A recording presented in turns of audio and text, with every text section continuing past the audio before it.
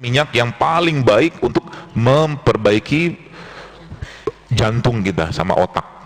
Bagus untuk orang sakit mah. Terbaik untuk orang yang ada gangguan atau masalah pencernaan. Bisa untuk mengurangi bau mulut, untuk mengobati TBC. Sebenarnya ngobatin penyakit itu sekali kalau saya berpandangan, dan ini pola pikir saya beri dan beberapa yang saya dapatkan di pengalaman saya juga, memang paling gampang itu dengan di sini. Mungkin bapak ibu sini banyak yang sakit tulang, pegel-pegel. Mau sehat nggak? Mukanya udah pengen banget tuh, ngupeng kalau. Mau sendi-sendinya sehat nggak? Nggak kretak-kretak naik tangga gitu? Atau mau ubannya hilang? Mau wajahnya glowing? Glowing. Gampang, serius. Islam punya solusinya. Ya, solusinya gampang sekali. Jadi kalau Anda mau badan lebih fit, lebih enak, batuk pileknya mulai hilang, mulai jarang, tulangnya lebih enak, ya, tidur lebih nyaman, maka ini yang harus Anda kerjakan.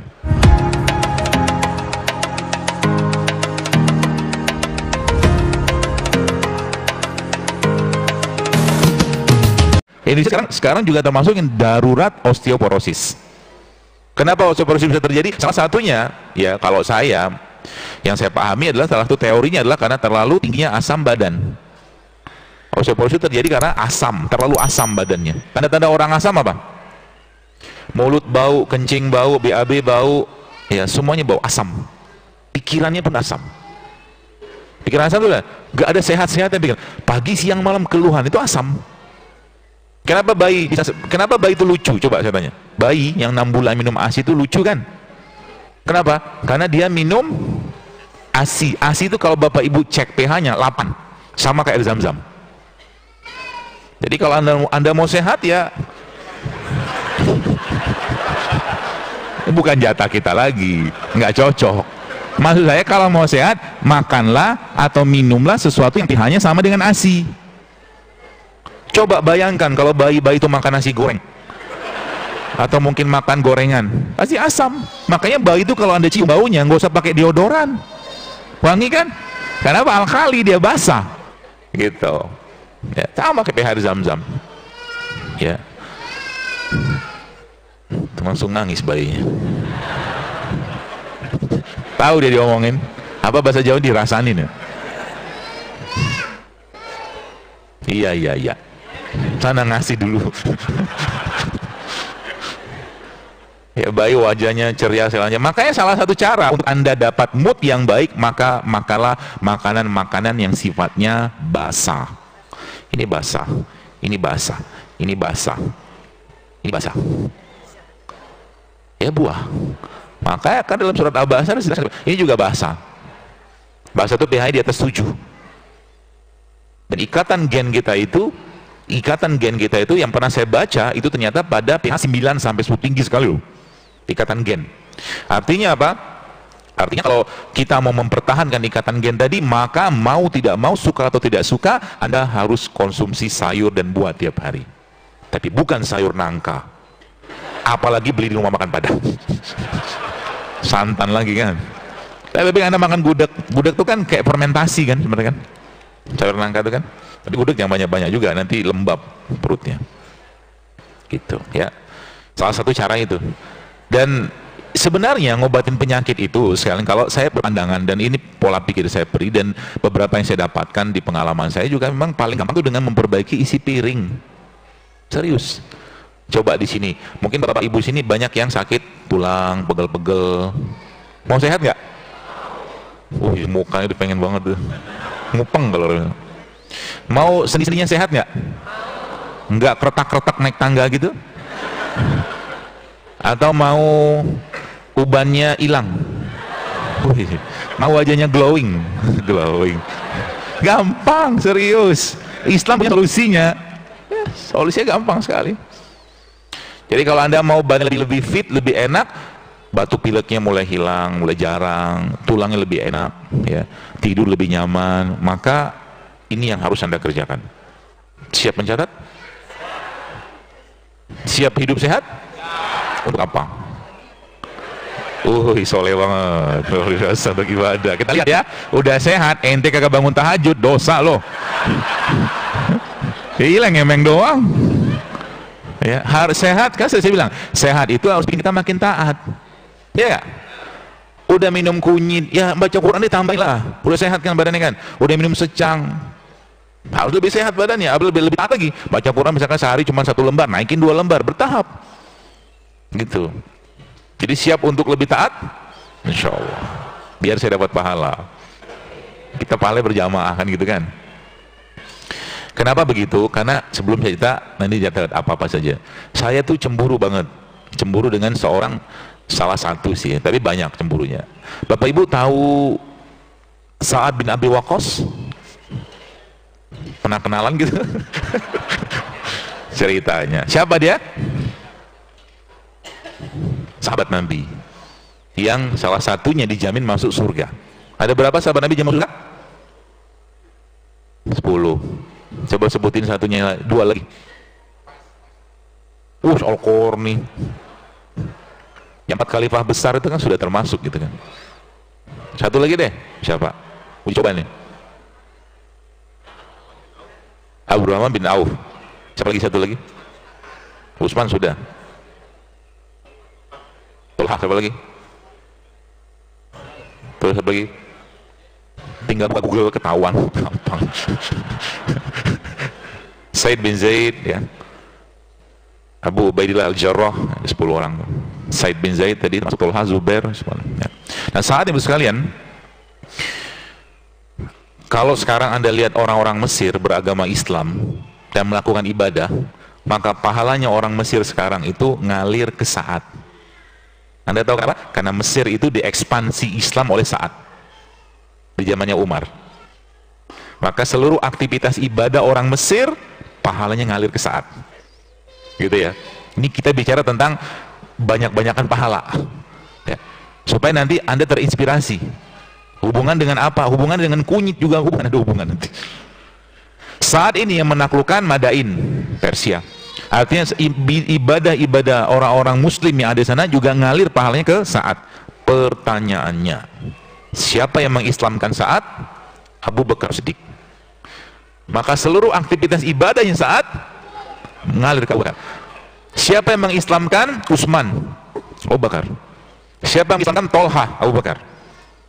Banyak sahabat-sahabat yang 10 orang tadi itu yang mengislamkannya Abu Bakar. Itu sebabnya Nabi katakan apa? Kalaulah iman umatku ini ditimbang dengan imannya Abu Bakar, iman umat Rasulullah zaman itu sampai kita sekarang ditimbang dengan imannya Abu Bakar, maka niscaya nih iman Abu Bakar jauh lebih berat, kata Rasulullah. Kenapa? Pahalanya luar biasa. Ya. Jadi kita sekarang kayak begitu. Negeri kita ini sudah begitu banyak orang sakit. Ya, Anda harus punya sebuah keinginan dalam hati Anda, I want to do good things for this country. Gitu. Saya melakukan sesuatu yang baik untuk negeri ini. Saya mau berbuat baik untuk orang yang hidup di negeri ini. Sehingga nanti bisa jadi ketika ada orang kena sakit, misalkan nih autoimun gitu kan, lalu Anda sarankan sama dia, Bu, cobalah minum ini serai ini, tambahkan sedikit sama jeruk nipis, dan kuasa Allah biiznillah, karena Anda ikhlas memberikannya, orang itu sembuh dengan izin Allah. Yang dulunya dia sholatnya duduk, kadang-kadang berbaring, bahkan lemes, dia bisa sholat malam, Anda dapat pahala. Itu maksudnya. Ya, kalau bahasa itu jangan masuk surga sendirian. Sudah tahu ilmunya, jangan pelit bagi-bagi. Ya. Dan kita kita lihat kenapa Indonesia ini sekarang banyak atau penyakit-penyakit itu merajalela luar biasa. Karena penduduk negeri ini sudah lupa dengan makanan nenek moyangnya. Tadi saya diajak sama Pak Hasan Toha makan, bukan makan, disiapin makanan situ. Ada sayur, ubi rebus, singkong rebus, kacang rebus, ya itulah dimakan.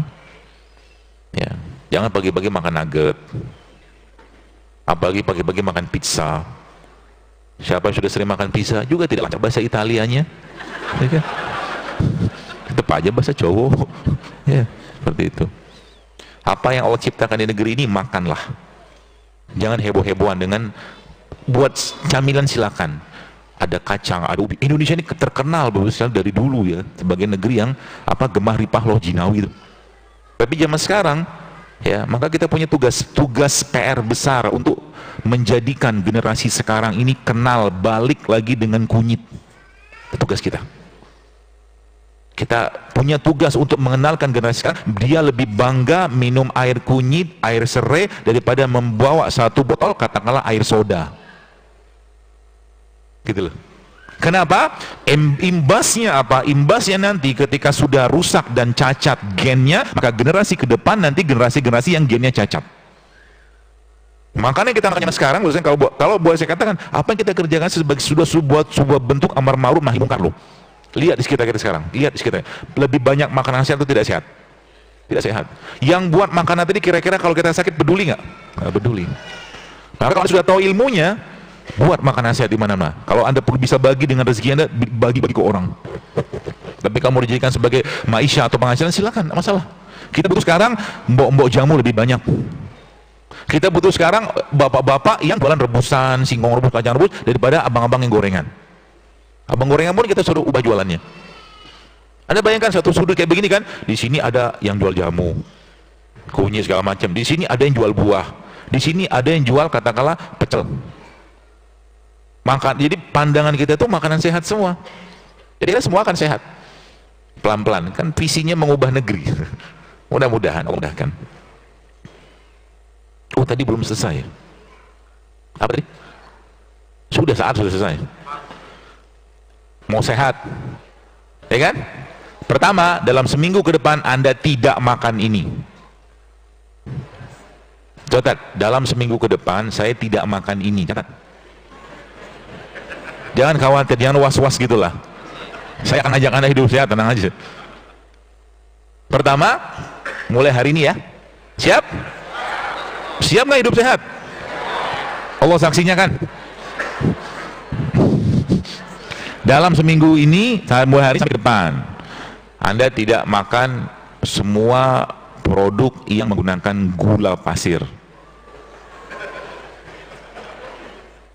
Katanya siap.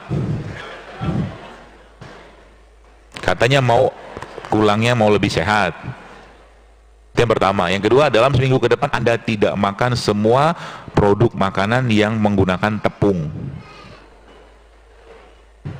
Dalam seminggu ke depan Anda tidak makan semua makanan yang menggunakan nasi putih.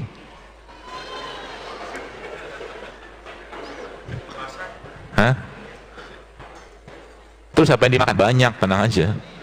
Belum selesai. Dalam seminggu ke depan Anda tidak makan semua makanan yang diolah dengan menggunakan minyak goreng. Siap nggak? Kalau nggak siap keluar aja deh. Baru tantangan begitu saja sudah kelepek-kelepek. Kapan mau jihad? Ya. Gimana mau bangun malam? Kita mau memperbaiki diri sudah susah minta ampun? Ya, seperti itu. Enggak mudah kan? Mudah nggak? Jadi tiba-tiba ada teman kita ngajakin. Nah, ini contoh kasusnya. Tiba-tiba ada teman kita ngajakin makan bakso. Masuk nggak kategori tadi? Masuk? Masuk. Ada apa di bakso? Ada tepung. Maaf, saya sudah hijrah. Asik. Tiba-tiba ada bapak-bapak lagi kumpul-kumpul. Terus bapak-bapaknya bawa makanan yang pakai tepung, kemudian digoreng pakai minyak. Namanya apa? Nah itulah. Saya lagi diprotes sama para pengusaha gorengan. Paguyuban gorengan, tenang aja. Saya malah saranin, kalau bapak-bapak pengusaha gorengan ini mau lebih berbuka hati, kita siap untuk membantu. Membantu kita. Kalau semua orang sudah berpikir dulu hidup sehat, maka abang-abang gorengan kan jualnya kukus-kukus, rebus-rebus. Ya. Atau kalau enggak dia jual buah-buahan. Lebih sehat. Gitu ya. Apa-apa lewat tuh, datang kumpul-kumpul, woi. Terus dibawainlah itu tadi tepung yang digoreng tadi itu. Anda bilang apa? Saya sudah hijrah. Maaf, tidak mau lagi. Kalau memang masih belum kuat semangatnya, pasang foto saya di situ, handphone Anda. Siapa tahu Anda mulai merasa berdosa gitu kan. Janganlah. Hidup sehat itu niat dalam diri kita sendiri, tenang aja. Ya, jangan karena orang lain. Sehingga nanti kalau niatnya karena Allah, teman-teman, Bapak sekalian, ketika Anda minum jahe, kunyit, jeruk nipis, minum air putih sekalipun dalam konteks untuk meniatkan diri untuk sehat sehingga lebih taat, maka dapat pahala, gitu maksudnya. Kalau cuma sekedar cuma minum doang, nggak ada tahu tujuannya apa, sayang. Ya, seperti itu.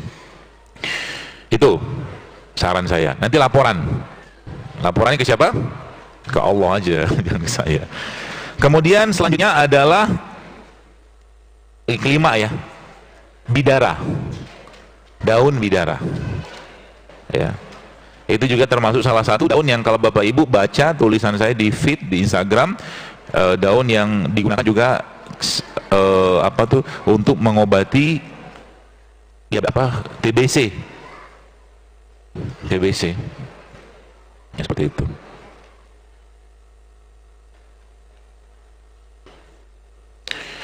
Kemudian yang keenam, timun. Ya, timun merupakan salah satu sayuran yang sangat alkali. Timun. Dan timun itu kalau Bapak Ibu belah, timun dibelah gitu kan, belahnya sedikit kecil aja gitu, lalu tempelkan di langit-langit mulut. Itu bisa untuk mengurangi bau mulut. Oh, iya. Ya, timun. Kemudian yaktin ini labu. Ya, labu merupakan salah satu makanan terbaik untuk orang yang ada gangguan atau masalah pencernaan. Itu sebabnya ketika Nabi Yunus dikeluarkan Allah dari perutnya ikan hiu, maka Allah Subhanahu wa taala menumbuhkan sejenis pohon dari labu yang dimakan oleh Nabi Yunus saat itu. Jadi bapak-bapak sekalian, kalau anda mau makan umbi-umbian itu bagus buat orang-orang sakit mah, ya, termasuk kentang kayak begini. Kentang ini jangan dibuang kulitnya. Kulit kentang ini bagus. Saya pernah share waktu itu di feed. Kulit kentang ini baik. Ya, kalau anda makan kentang, cuci baik-baik, rebus ya kentangnya atau di steam, kemudian dihancur-hancurin, jangan digoreng. Coba hilangkan kalimat atau kamus menggoreng kan?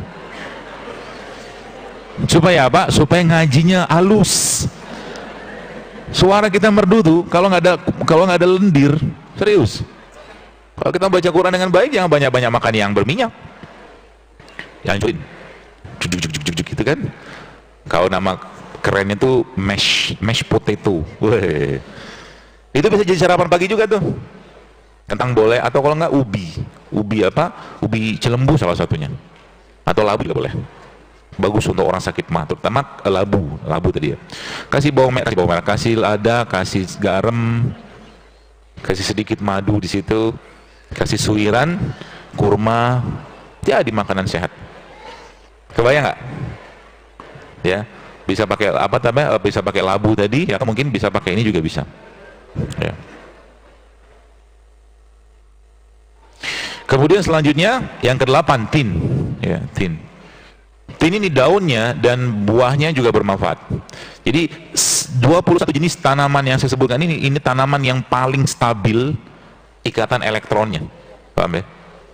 Yang pertama, yang kedua, dia yang paling baik kandungan antioksidannya. Ya.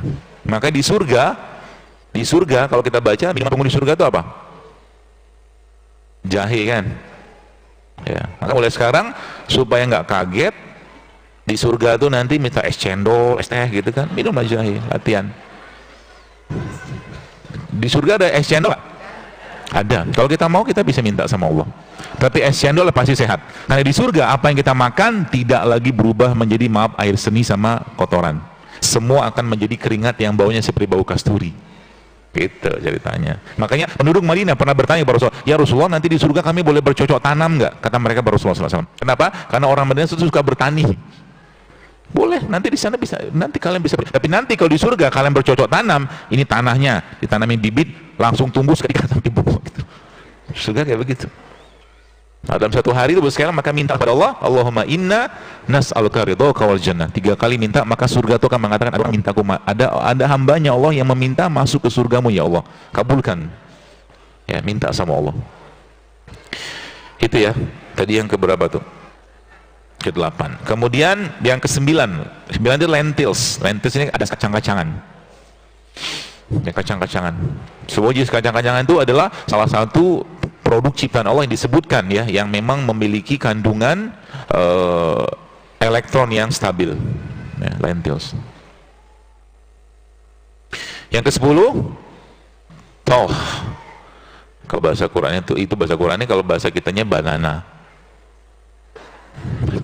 Banana, pisang. Ya. Jadi pisang nih ya termasuk salah satu yang stabil elektronnya. Jadi kalau ibu bapak sekalian mau dapatkan nih, saya ajarin caranya. Kalau anda mau dapatkan sumber enzim yang paling baik, salah satunya daripada pisang. Caranya gimana? Nanti pisang anda ambil lah, mungkin seperti ini aja, nggak usah banyak, setengah aja ya. Lalu pisang ini anda kasih setengah bawang putih, setengahnya aja, terus kasih madu. Itu akan jadi super enzim buat pencernaan kita. Di antibiotik juga. Rasanya gimana? Nggak usah banyak-banyak, bawang putihnya dikit aja. Ya. Bisa buat orang sakit mah juga bisa, insya Allah. Kemudian nomor 11. 11 ini daun beraroma wangi. Ya. Salah satunya kemangi. Ya. Kemangi atau kenikir ya. Wangi-wangi lah, mint juga bisa. Mint. Kemudian yang nomor 12-nya zaitun. Zaitun ini banyak sekali sebutan zaitun. Baik buahnya ataupun daunnya ataupun minyaknya. Dan zaitun adalah minyak yang paling baik untuk memperbaiki jantung kita sama otak. Ya, zaitun. Maka kalau anda bikin salad pagi-pagi, bapak-bapak coba dibikin pagi-pagi, ibunya bikinin pakai salad. Salad sederhana gitu kan, isinya mungkin kayak ini ya, apa namanya?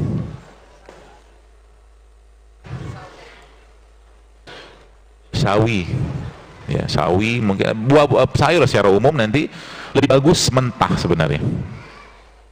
Dan jangan khawatir, dia tetap enak rasanya. Jadi sekarang kayak begini bos sekalian, nggak ada yang itu ya, nggak ada baskom. Oh ada, nggak ada asisten, nggak ada yang mau bantuin, batal. Oh ada, Masya Allah. Kata Rasulullah SAW gini, potong ini potongin, potongnya pakai talenan, ketahuan laki-laki motongnya pakai begitu. Membantu hajat saudara, membantu hajat kaum muslimin atau saudaraku lebih aku cintai daripada iktikaf 1 bulan penuh di Masjid Nabawi. Apa hubungan dengan beliau ini? Tahu maksudnya? Hajatnya saya sekarang pengen dipotong itu sayur, kebutuhan saya kan, beliau datang membantu, maka dia sudah lebih baik pahalanya daripada iktikaf 1 bulan penuh di Masjid Nabawi. Maka jangan pelit berbuat baik, itu kata kuncinya. Ada kesempatan berbuat baik, borong aja sendiri. Termasuk juga kalau sholat ya, sholat ini kan mihrab kayak gini kan, sholat begini buat sekalian, itu hanya saf pertama, kedua, ketiga yang dapat doa Nabi loh. Nah kalau anda dapat kesempatan awal untuk di sop pertama, jangan sok soleh. Silakan. Paham maksudnya? Silakan maksudnya dia ngasih orang kesempatan di sop pertama, dia di sopnya belakang gitu loh. Ya kalau urusan kebaikan borong sendiri. Ya, kalau anda punya kesempatan di sop pertama ambil. Apalagi kalau kayak Jumatan, bukan? Kalau kata Nabi SAW bukan Jumatan. Kalaulah kalian punya unta yang terbaik, ya itu lebih engkau nanti mau kasih unta itu untuk diundi untuk engkau dapatkan di sop pertama ini. Nanti kalau sekarang anda punya Alphard misalkan gitu kan, anda lebih milih untuk Alphard itu anda kasih untuk dapat di sop pertama. Ngerti kan Islam itu kan, janji Nabi kayak begitu. Maka kalau di sop pertama itu kalau di sholat kita kan berjibakulah untuk berada pada sop pertama itu ya, seperti itu. Ada ibu-ibu nggak bisa bantuin? Saya agak was-was nih.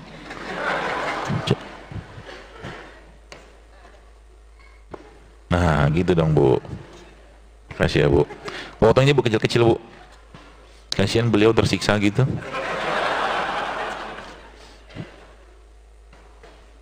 Nah ini juga nih. Kemudian yang selanjutnya, sambil nunggu itu ya, tadi kan zaitun kan, yang ke-13 ini salah satu makanan terbaiknya pencernaan kita yang Allah ciptakan, yaitu apa? Kurma. Maka Rasulullah ada hadisnya, Nabi katakan apa? Makalah kurma ajwa 7 butir tiap hari. Maka kalau Bapak Ibu sekarang sudah mulai rutinkan saja makan kurma, secara umum kurma lah ya. Kalau dapat kurma ajwa nggak apa-apa. 7 butir pagi-pagi sarapannya. Begini saya kasih ajar sarapan, cara ngubah sarapan. Pagi-pagi Anda minum serai. Air serai ini kan tinggal potong-potong. Pak gitu. Lalu kasih air panas, minum.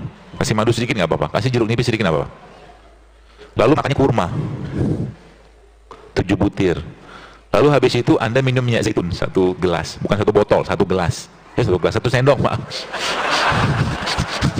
Astagfirullahaladzim. Itu sarapan. Maka lihat nanti tulangnya akan menjadi lebih sehat, lambungnya akan menjadi lebih sehat, wajahnya yang bak rembulan itu akan kan banyak zaman orang wajah bak rembulan. Ibu-ibu itu kan dulunya wajah persegi, zaman masih menikah baru. Setelah menikah lama-lama bak rembulan. Maksudnya lemah. Bapak-bapaknya bak gentong, melentung ke depan. Dan banyak masalah di ranjang itu terjadi gara-gara ketidakpuasan suami atau istri dalam hubungan biologis. Nah, itu gara-gara makanan loh. Yang kita bicarakan sekarang ini ceritanya peradaban sebenarnya. Tanya sama orang Kawa. Banyak orang cerai itu gara-gara tidak puas. Gimana mau puas? Si suaminya nyampah, istrinya nyampah makanan. Kalau sudah nyampah, maka otomatis tubuhnya tidak bisa menjalankan peran dengan baik. Buah jarang, sayur jarang, air jarang, puasa jarang, rempah jarang, rimpang jarang. Gimana mau sehat? Gitu. Makanya saya katakan, maka jadikan ini sebagai cara kita untuk mengubah negeri ini, bro sekalian. Kita mau punya Indonesia yang jauh lebih sehat. Kedepannya nanti harapannya apa? Dokter-dokter sudah tidak banyak pasien. Ya enggak? Dokter-dokter ngapain? Anda datang ke dokter nanya, "Mbak dokter, makanan sehat buat jantung apa?" Gitu nanyanya. Ya kan? Kalau sekarang kan kita datang ke dokter, Bapak Ibu sekarang datang ke dokter kebanyakan kalau berobat kan. Nanti ke depan kita trennya ya. Ya, trennya begitu nanti. Jadi nanti orang akan menciptakan, nanti bisa jadi suatu hari kelak akan ada, "Dokter, saya pengen darah saya lancar." Oke, silakan injeksi kunyit. Bisa. Betul nggak?